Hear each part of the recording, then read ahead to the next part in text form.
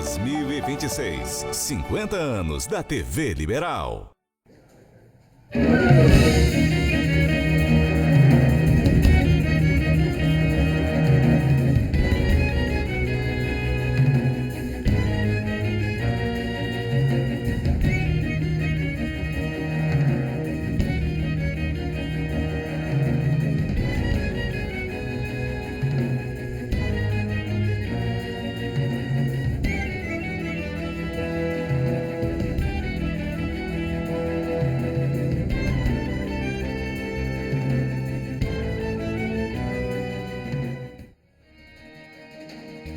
Olá, boa noite. Hoje a TV Liberal completa 50 anos de fundação, um momento histórico e de muito orgulho para todos que trabalham ou que já passaram por aqui. São 50 anos de muita dedicação para levar até você a informação da melhor forma possível. E as principais notícias do Estado você encontra aqui nos nossos telejornais. Então, vamos lá. Um frentista foi morto a tiros enquanto trabalhava em Parauapebas. O suspeito do crime também morreu horas depois em confronto com a polícia. O crime aconteceu na tarde de sábado no bairro Beira Rio, em plena luz do dia. Câmeras de segurança registraram toda a ação. O homem chega em uma motocicleta, abastece, aguarda por um momento e em seguida aborda o trabalhador. O suspeito manda a vítima deitar no chão e efetua 4 disparos. Após os tiros, o criminoso foge. A vítima foi identificada como Wildson Silva, de 19 anos. Ele não resistiu aos ferimentos. A Guarda Municipal foi acionada para auxiliar no isolamento da área. Muitos curiosos se aglomeraram em volta do posto. Familiares chegaram ao local pouco depois do crime e estavam muito abalados. A polícia científica esteve no local para fazer a perícia. O homem apontado como o autor do crime morreu após um confronto com a polícia militar, registrado poucas horas depois do homicídio no residencial Alto Bonito. Segundo informações preliminares, as equipes chegaram até o suspeito após análise de imagens de segurança e denúncias. Durante a tentativa de abordagem, houve troca de tiros e o indivíduo foi baleado. Ele chegou a ser socorrido, mas não resistiu aos ferimentos e morreu no hospital municipal. Até o momento, a identidade do suspeito não foi divulgada. O caso segue em investigação pela Divisão de Homicídios de Parauapebas e a polícia busca esclarecer a motivação do assassinato do frentista. A Divisão de Homicídios da Polícia Civil investiga a morte do ex-vereador e ex-presidente da Câmara Municipal de Santa Bárbara do Pará, Dênio Braulio, de 59 anos. Ele foi assassinado a tiros na noite do último sábado. De acordo com o relato de moradores, o corpo foi encontrado em uma região de mata, próximo à casa em que ele morava, na zona rural do município. Ainda segundo testemunhas, o ex-vereador estava sozinho em casa quando 2 homens teriam chegado em uma moto, chamado pelo nome dele, e em seguida efetuaram 5 disparos. A vítima morreu no local. A Câmara Municipal de Santa Bárbara do Pará manifestou pesar pelo falecimento do ex-vereador Dênio Braulio. A Polícia Civil informou que testemunhas estão sendo ouvidas e que perícias já foram solicitadas.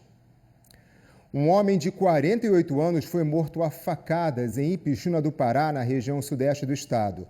O suspeito do assassinato foi preso. Em pouco mais de 5 horas de buscas após o crime, as equipes das polícias civil e militar conseguiram prender em flagrante Giovanni da Cunha Rodrigues. Ele foi conduzido para a Delegacia de Polícia Civil de Ipixuna do Pará, apontado como principal suspeito de assassinar a golpes de faca Raimundo Nonato Nascimento dos Santos, de 48 anos. Testemunhas contaram às equipes policiais que, após o crime, o suspeito teria fugido a pé para uma área de mata. Durante as diligências, a polícia encontrou uma sandália suja de sangue e uma mochila com objetos e documentos pessoais em nome de Giovanni da Cunha Rodrigues. Segundo a Polícia Civil, com o material encontrado, os agentes foram à residência de Giovanni e localizaram o suspeito ainda em posse da arma usada no crime. Ele confessou a autoria, mas não detalhou o motivo do homicídio. O crime foi na manhã deste domingo, na Rua C, que fica atrás do Estádio Municipal de Ipixuna do Pará. Equipes da Polícia Científica foram ao local e realizaram a perícia. O corpo de Raimundo Nonato Nascimento dos Santos foi removido para o IML de Paragominas. 2 mulheres foram resgatadas de cárcere privado em menos de 24 horas em 2 regiões paraenses. Elas eram mantidas sob ameaças e agressões. O primeiro caso ocorreu em Paragominas, no sudeste do estado. Segundo informações repassadas ao CIOP, a vítima foi levada até uma casa onde era mantida sob ameaça do suspeito, que não aceitava o fim do relacionamento. Em depoimento, a vítima informou que foi agredida e mantida trancada sem alimentação. Ao chegar no local, os policiais avistaram o agressor, que fugiu, covardemente. Após uma força-tarefa, ele foi encontrado e preso em uma área conhecida como a Saizal. Menos de 24 horas depois, uma segunda mulher também foi resgatada, só que na região do Furo do Macaco, na ilha do Marajó. O resgate foi feito após a denúncia realizada pelo irmão da vítima, que relatou ameaças com o uso de arma de fogo, além de agressões físicas e o impedimento da saída da mulher, que era mantida trancada pelo companheiro. O suspeito foi localizado nas proximidades da casa em que a vítima estava. Ele tinha sinais de embriaguez, recebeu voz de prisão e foi encaminhado à delegacia. Os 2 agressores foram presos e estão à disposição da Justiça. O Ministério Público Federal está investigando a prática de um possível aumento abusivo de preços de combustíveis na região metropolitana. Em Belém, por exemplo, o litro da gasolina chega a custar quase R$ 8. Muita gente prefere sair da capital para abastecer. A busca por economia tem formado filas. O posto de gasolina fica em Ananindeua e tem atraído quem mora em Belém. Para a Lana, o trajeto ficou mais longo, só que por um preço mais em conta. A gasolina disparou assim consideravelmente e aqui a gente encontrou um precinho mais de boa, mais em conta. Uns 10 minutinhos, 20, a gente consegue.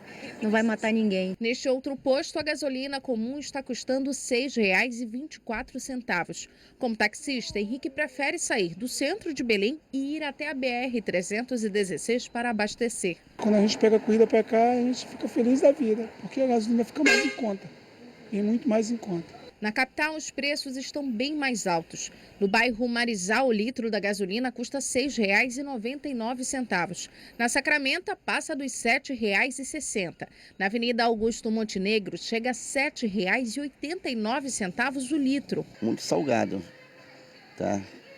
Eu não sei se é por causa dessa guerra ou se já estava realmente. Mas para gente que está vivendo, dirigindo todo dia, o índice aumentou muito. O Ministério Público Federal instaurou um inquérito para investigar a prática de um possível aumento abusivo nos preços de combustíveis da região metropolitana de Belém.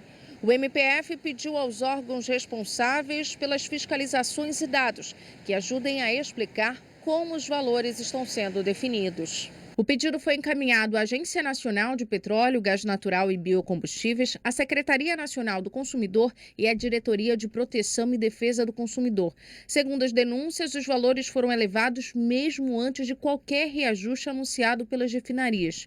O Sindicato do Comércio Varejista de Derivados de Petróleo, Gás Natural e Biocombustíveis do Pará também acompanha o caso. O PROCON, a mando do Ministério Público, tem feito várias notificações para que as empresas apresentem documentação sobre a composição dos preços. E principalmente para os postos associados do Sindicombustível, nós temos verificado que tem sido possível mostrar que a elevação de preços decorre de repasse de custos e repasse dos aumentos que foram recebidos pela distribuidora. Cartel, má-fé, especulação, desrespeito. Pois é, O PROCON Pará informou que durante as fiscalizações verifica a formação de preços e pode notificar os estabelecimentos para que justifiquem os valores praticados. Segundo o PROCON, até o momento não há indícios de formação de cartel. O órgão orienta os consumidores a denunciarem eventuais suspeitas. A gente até denuncia, mas precisa abastecer e muitas vezes fica refém da situação. Nesses 50 anos, tudo que a TV Liberal fez foi para você, que está aí do outro lado da tela. E nos últimos anos a gente conseguiu ficar ainda mais próximos graças à tecnologia. E assim você pode participar do jornal com a gente, mandando mensagens e dando sua opinião sobre as notícias do dia. Nosso WhatsApp está sempre à sua disposição, está aí na tela. É sempre muito bom essa troca, estamos aqui esperando. E a seguir, os números da pesquisa Quest com a intenção de voto para o governo do Pará. E no esporte, a derrota do Remo para o Cruzeiro na rodada desse fim de semana do Campeonato Brasileiro. Agora são 7 horas e 14 minutos. A gente vê imagens ao vivo aqui da Avenida Mário Covas, trânsito pesado nesse momento. Eu volto já.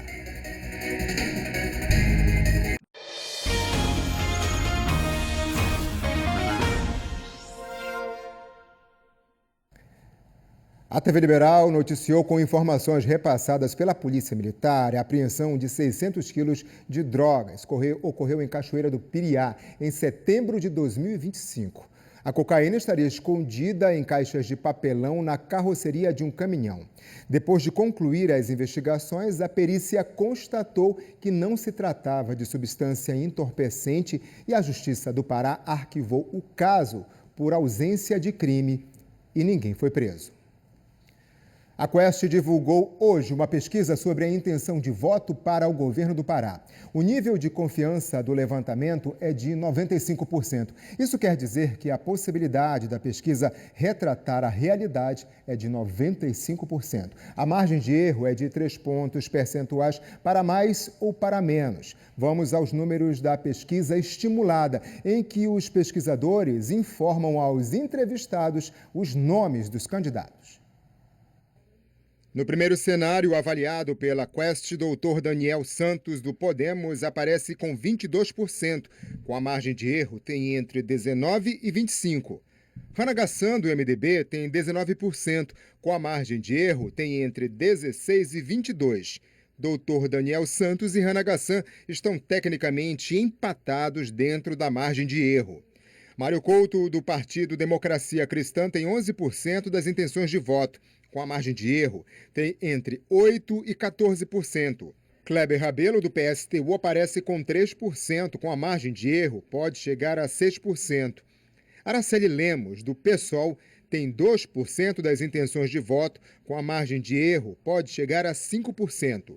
Kleber Rabelo e Araceli Lemos estão tecnicamente empatados dentro da margem de erro. Os indecisos são 30%. 13% dos entrevistados disseram que irão votar em branco, nulo ou que não irão votar. No segundo cenário, avaliado pela Quest, doutor Daniel Santos, do Podemos, tem 24% das intenções de voto. Com a margem de erro, tem entre 21% e 27%. Hannah Gassan, do MDB, tem 22%. Com a margem de erro, tem entre 19% e 25%. Neste cenário, doutor Daniel Santos e Hannah Gassan também estão tecnicamente empatados. Kleber Rabelo, do PSTU, aparece com 5%. Com a margem de erro, tem entre 2% e 8%. Araceli Lemos, do PSOL, tem 3% das intenções de voto. Com a margem de erro, pode chegar a 6%. Kleber Rabelo e Araceli Lemos estão tecnicamente empatados. Neste cenário, os indecisos são 33%. 13% dos entrevistados disseram que irão votar em branco, nulo ou que não irão votar. O Instituto também fez uma simulação de segundo turno. Vamos aos números.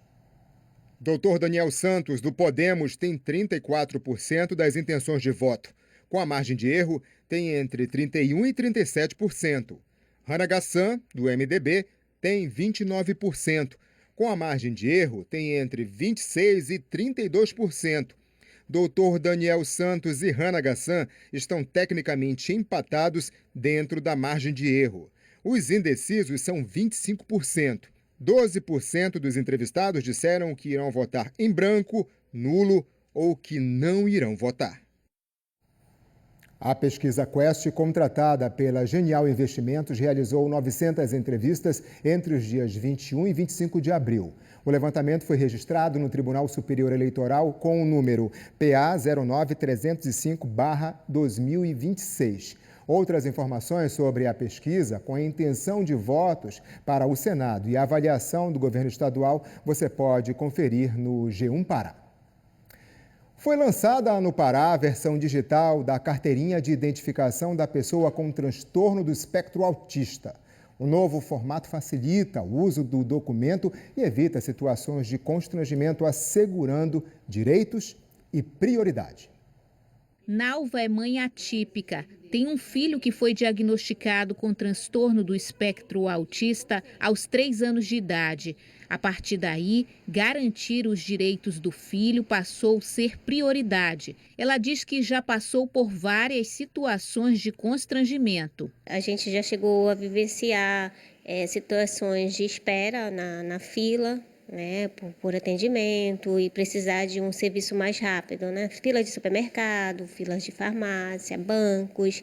Então, como o autismo não é percebido, né, fisicamente, então a gente passa por essas situações de constrangimento, né? Neste mês, a Secretaria Estadual de Saúde Pública lançou a versão digital da carteirinha. Cerca de 25 mil carteiras já foram emitidas para pessoas com autismo. Com a chegada da versão digital, a ideia é garantir direitos e menos constrangimento, tanto para a pessoa com TEA quanto para seus acompanhantes. A gente garante uma emissão mais rápida e mais segura da nossa Ciptea. Mais rápida, porque agora ela fica na palma da mão e a gente consegue em até 1 hora. Essa é a nossa expectativa de que essa carteira já esteja na mão do usuário, seja um familiar, seja uma pessoa com autismo, a partir da entrega de todas as documentações corretas e da análise da equipe técnica. Nalva já solicitou a versão digital e acredita que a carteirinha vai trazer mais comodidade e segurança. É muito mais fácil, né? A gente está sempre ali com o celular, né? E poder enviar pelo WhatsApp, alguma coisa assim, a gente já tem ali a versão digital que veio para ajudar ainda mais. Mais respeito e que sempre, surjam novas possibilidades de ser ampliado. Para ter acesso à carteira digital, basta acessar o site ciptea.saude.pa.gov.br, como está agora aí no seu vídeo. Inserir os dados dos documentos de identificação, laudo médico e aguardar a análise dos documentos enviados. E atenção, estudantes de jornalismo, a Academia LED Globo está com as inscrições abertas para o Profissão Repórter Procura, novo quadro do Fantástico com Caco Barcelos. Se você vai se formar até dezembro, se inscreva agora em movimentoled.com.br. Para participar, você precisa fazer uma reportagem de até 2 minutos sobre a cultura popular brasileira. Pode falar sobre dança, arte, culinária, artesanato, música ou qualquer outra manifestação cultural. O fundamental é contar uma boa história. Para mais informações da inscrição, é só apontar a câmera do celular para o código que está aparecendo agora aí na tela. O prazo para inscrições vai até o dia 10 de maio. Vamos falar de esporte? O Remo recebeu o Cruzeiro no Baenão e perdeu por 1-0. Para o primeiro jogo de Série A no Baenão em 32 anos, uma festa à altura. Mas no campo, o que se viu foi uma partida lenta e com muitas faltas. Quando Zé Wellison tentou arriscar, faltou pontaria. O Remo até chegou a fazer um gol com o Jajá, mas foi anulado por uma falta de Iago Pikachu em cima do goleiro. No primeiro bom ataque do Cruzeiro, o time mineiro soube definir. Kenny Arroio entrou na área e bateu cruzado. 1-0. O Arroio encarou a marcação, bateu entre 2 defensores do Remo e mandou no cantinho. Atrás no placar, o Remo teve que lidar com o mesmo problema de outras partidas. É um time que cria, mas falha na hora de finalizar. Já o Cruzeiro continuava levando perigo. Marcelo Rangel fez boa defesa no chute de Wanderson. E se os azulinos se mantiveram vivos no jogo foi por causa do goleiro, que fez 2 boas defesas em sequência. Com o tempo acabando, o time paraense foi obrigado a se lançar. Aleph Manga chutou fraco. E aos 45 do segundo tempo, João Pedro teve a bola do empate, mas jogou para o alto. Final de jogo, Remo 0, Cruzeiro 1. As inscrições para a Corrida do Círio 2026 já estão abertas. Essa edição vai ser histórica, vai celebrar os 50 anos da TV Liberal. Os valores das inscrições variam de acordo com o percurso selecionado, de 5 ou de 10 quilômetros. As provas serão realizadas nos dias 17 e 18 de outubro. Você pode fazer o cadastro pelo site corridadocirio.com.br. No ge.globo.pa você vê lá muito mais detalhes sobre a corrida.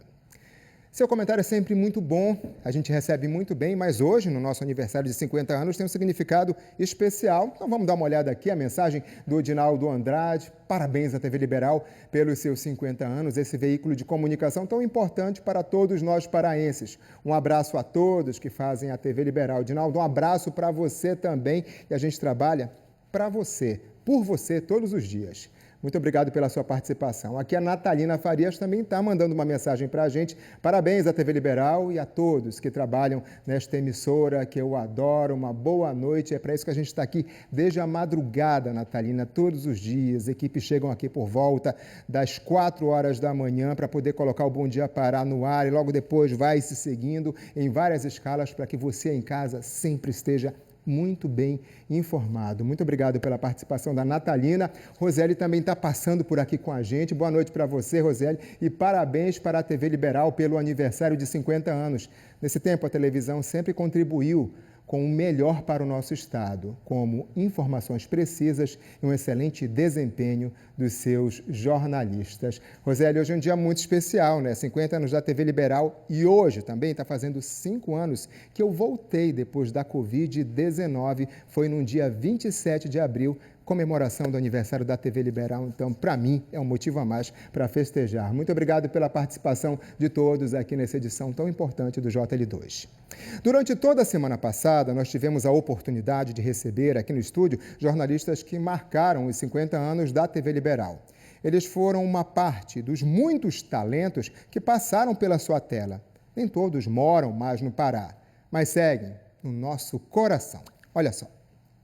Ciane Neno, Plácido Ramos, Mariana Faria, André Mouzinho, Cleide Pinheiro, Jonas Campos, Simone Amaro, Ronaldo Pena, Gustavo Ferreira, Clotilde Dantas, Mário Carvalho, Marcelo Dantas, José Neves. Em 50 anos de história, centenas de jornalistas passaram pela TV Liberal.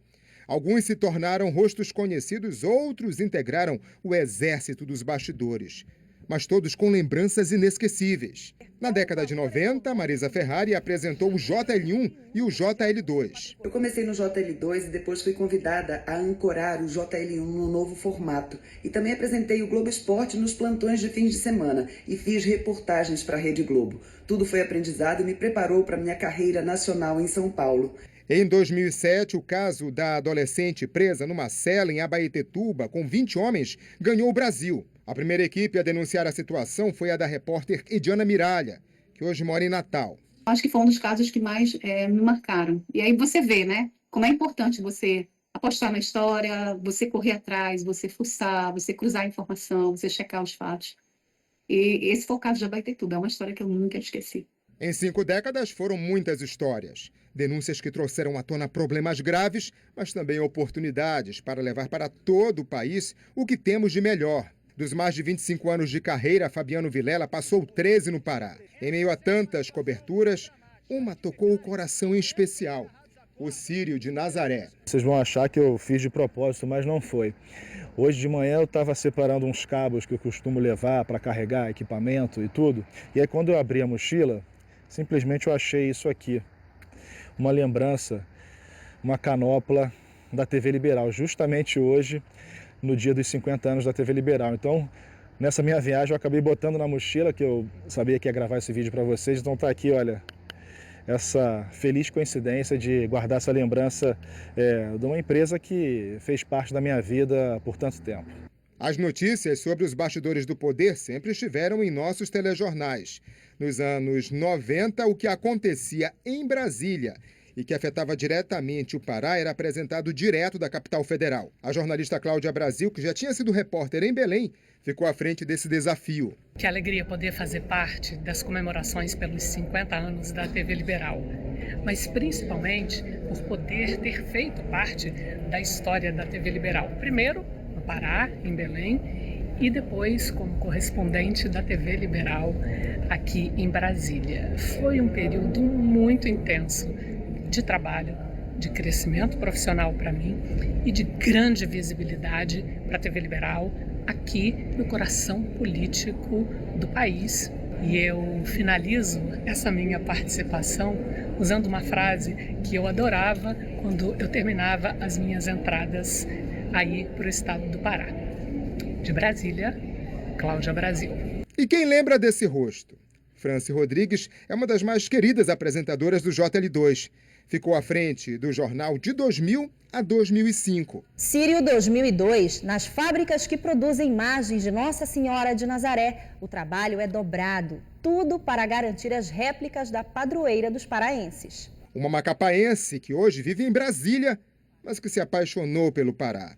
Em 2004, participou da transmissão do mais longo sírio da história, mais de 9 horas. Estava fazendo o sírio mais histórico de todos, que foi o sírio que durou 12 horas.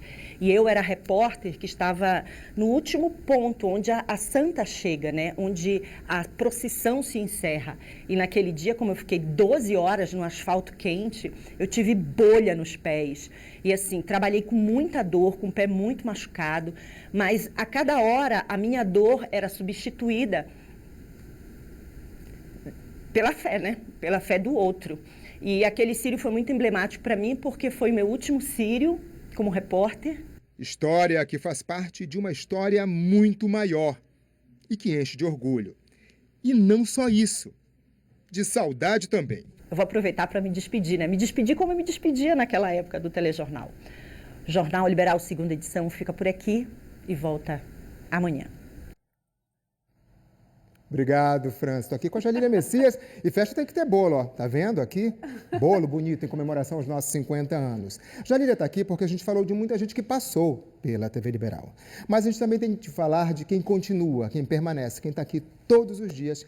E a Jalília é uma dessas pessoas com uma trajetória linda. Olha só. Nunca faltou coragem, nem sobre 2 rodas. No começo da carreira, o desafio era percorrer as ruas de Belém de moto, apenas com um telefone na mão. Só não imaginava que a câmera iria gostar tanto assim daquela menina. Parar o Cruzeiro, dono do melhor ataque e da melhor defesa, reacende os ânimos da Fiel, abalada com os últimos acontecimentos. O ano era 2002 e Jalília Messias chegava à TV Liberal. Em 2009, uma experiência única, Jalília fez parte do time de repórteres da Globo, no Rio de Janeiro. Mas nem de longe esse terreno abandonado se parece com uma área de lazer. Mas era aqui, era sobre a Amazônia que ela sempre quis falar. A lista de coberturas é extensa. O reconhecimento veio com um convite para assumir a função de repórter de rede. A repórter Jalília Messias. Jalília, que cenário lindo. Mostra pra gente onde você tá. Boa noite, bem-vinda. Reconhecimento do público e de grandes nomes do jornalismo. Jalília, que brilhantemente teve comigo muitos e muitos anos no JH. Jalília que faz reportagens com muita sensibilidade, com muito carinho, muito afeto pelas pessoas comuns, né? Com um olhar muito humano sobre os assuntos que impactam a vida da população. E a Jalília que participa também do JN. Hoje eu tenho a alegria, o privilégio de estar aqui. Então quero mandar um beijo grande para a Jalília e parabéns por esse trabalho tão maravilhoso. Jalília, quando eu penso na missão que você tem nas mãos, eu fico abismado. Você tem a responsabilidade de mostrar a Amazônia para o Brasil e para o mundo. A Amazônia com a grandeza que tem, com a beleza que tem, com os desafios que tem. E você dá conta desse dever, dessa responsabilidade, com tanto talento, com tanta competência, nos contando histórias inesquecíveis. Eu sei que você só consegue isso porque você ama a Amazônia e ama o jornalismo. Então essa missão gigantesca está nas mãos da pessoa certa. Jalília é corajosa, determinada, né? Forte. Jalília é forte. E isso é... A gente diz assim que é orgulho da gente, mas isso é minha alegria. Dona Eli Messias, Jalília, você é um orgulho pra gente. Eu não esperava, estou emocionada, de verdade. Vocês conhecem a jornalista, eu posso dizer pessoalmente, o coração dela é maior ainda. Parabéns, viu, minha amiga? Obrigada, e obrigada a você que nos acompanha todos os dias. Tudo isso aqui só existe por causa de você. Obrigada, amigo.